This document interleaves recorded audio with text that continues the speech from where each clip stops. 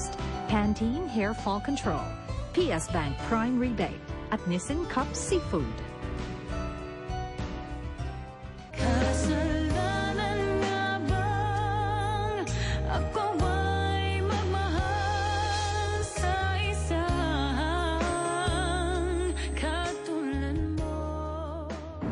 Paano naman matutupad ng isang shooting star ang kahilingan ko? Kontento na ako. Dahil kapiling na kita, wala na akong mahihiling pa. Umpisa pa lang, hindi ko kayang pakisamahan yung tatay mo. Dahil sa lahat ng iniisip ko kung paano maging ama, lahat kabaligtaran niya. Pagbigyan mo na ako, Lando. Gusto kita at alam kong gusto mo rin ako. Di ba dyan ka nagkakamali? Hindi kita gusto. Hindi mo masisisi si Lorna kung pinagsiloso niya yung shota ng biyenan mo. Maganda at sexy ka mo yung babae. Ibo, ikaw ang kukuha ng in-charge ng Bolt. Mangholta tayo ng mago? Huwag ka mag-alala. Kami bahala sa'yo. Uy! Kuya Lando! Pinsan ko, si Joshua. Hoy! Kanina mo pa ako pinapanood doon, ha? Gusto ka sa akin, no? Kamukha mo yung dati kong boyfriend. Hoy! Tarantado ka! Ba't mo inaas yung shota ko? Sandali, Tibo! Ano ba? Ano? Bitiwan mo nga ako. Wala kang ginagawang masama, okay? Ano bang wala kitang-kita ko kayo? Siguro meron kayong relasyon niyang height na yan. Ano ka ba? Pinsan siya ni Lando. Ngayon ko nga lang siya nakita, eh. Totoo ba yan? Opo. Minsan po ko na Kuya Lando. Nakikitara lang po ako dito sa inyo. Kapal din talaga ng apag ng Lando na yan, no? Nagpapasok pa rito ng isa pang palamunin sa bahay ko? Hindi naman po ako magiging pabigat sa inyo eh. Sa katunayan po, maghahanap po ako ng trabaho. Oh, may nahahanap ka na bang trabaho? Wala pa nga po eh. Pero hindi po ako titigil hanggat di po ako nakakahanap. Pare ko, kailangan pa rin natin ng tao na makasama para maging lookout. At yan ang magiging assignment mo. Eh, saan naman ako maghahanap ng magiging lookout? Bigyan mo na yan, parang Tibo. Sa susunod na meeting natin, dapat may kasama ka na.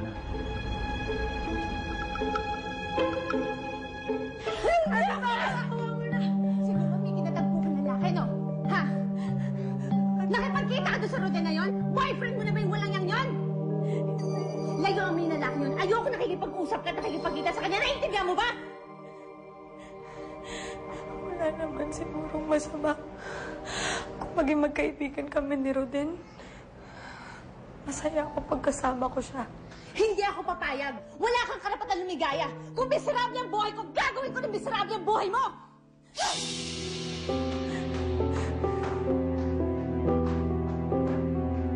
Pasensya ka na. Muntik na kitang naupakan kanina.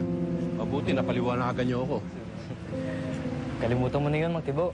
Okay lang yun. Bale, babawi ako. Mabibigyan kita ng trabaho.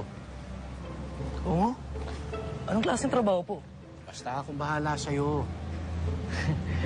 Okay lang naman sa akin kahit anong trabaho eh. Basta maayos na sweldo. O, dito sa trabaho na to, malaki kikitain mo. Kailangan lang buo loob mo. Sige po. Oh, pare mo yun. Bo. Wapo ng kasama mo. Sabihin na...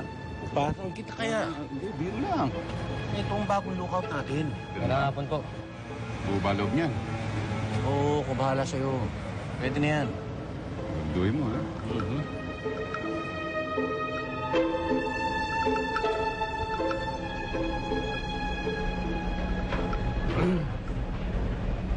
Pare, mukhang mas marami yun. Nakisa ng nakaraan mo.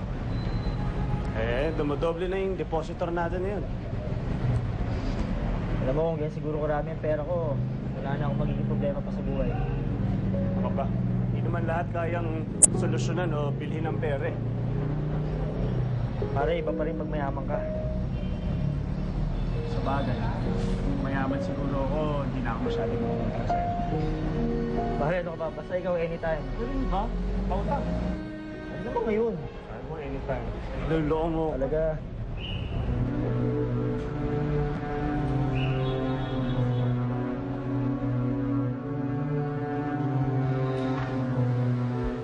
Tibo, ba't tayo na dito? Kala ko ba, gahanap tayong trabaho? Ito na nga yun. Sila mag-i-interview sa'yo. Kaya galingan mo. Ano pangalan mo? Joshua Domingo po.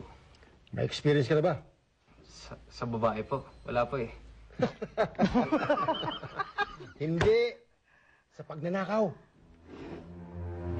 Tama po ba yung tinig ko pag nanakaw? Oo, Joshua. Dahil mga hold-upper kami ng bangko. Naghahanap kami ng lookout.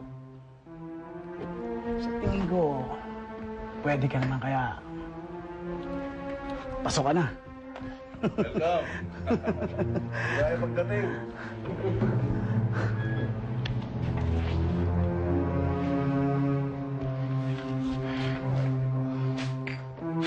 Ito pinasukan natin. Alam mo, Joshua, kung talagang gusto mong makatulong sa pamilya mo sa probinsya, ito na ang pinakamadaling paraan. Isa pa, at huwag kang magkakaila, ha? Masama ang tingin mo sa syota ko, eh. Ngayon, kung papasok ka rito, madaling bumili ng ganyang klaseng babae.